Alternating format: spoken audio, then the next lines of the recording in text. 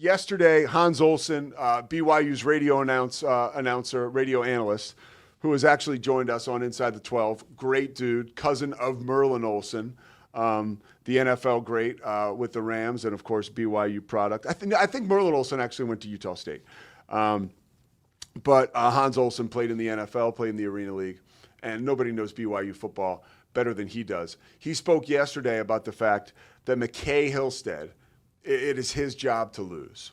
And the reason why is that McKay Hillstead right now provides BYU with the best chance to win games right now.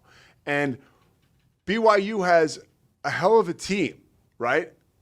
So you want almost more of a facilitator with experience that can get out of trouble. And that's what McKay Hillstead can do. He's a dual threat.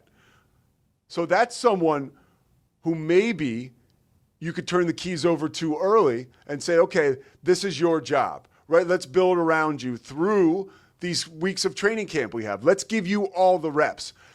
Like, I think that's what Aaron Roderick would want to see, BYU's offensive coordinator. Now, whether or not Hillstead will take this, right, will rip it out of the hands of guys like Bear Bachmeier remains to be seen. I think when you look at that, I was super excited about Bear Bachmeier coming to BYU.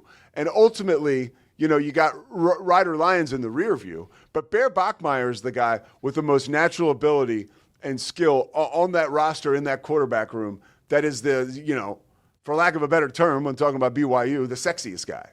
I would want to see, as a BYU fan, Bear Bachmeier emerge as the number one quarterback, because I think that it's just like your ceiling is now all of a sudden sky high, right? Because if Bear Bachmeier is getting that job, he's showing Kalani Sitake and the coaching staff and Roderick that this is my job. I'm the guy. So if a guy like Bear Bachmeier were to emerge as a starting quarterback, I would say that's actually better news. But right now the job is McKay Hillstead's. Maybe not quite as exciting. And this is according to Hans Olsen, who is way more dialed in to BYU football than most people I've communicated with in this media world we're in. I think that I had another point about BYU. Oh, yeah. Tyson Bourguet is someone else who's in the mix, much bigger arm, not quite as mobile, and don't count him out either. But right now, I would say it's Hillstead's job to lose, right? After that, I think your excitement is around Bear Bachmeier, and you don't count out Tyson Bourguet. Now, Bear Bachmeier, I think this would be his job if he didn't miss spring ball. And he is hitting the ground running now, right? And he's a freshman. So he does come over with his brother. I don't know if that means anything. But so if I'm a BYU fan, I want Bear Bachmeier to emerge as the number one. But I think it's more than likely that it's going to be McKay Hillstead.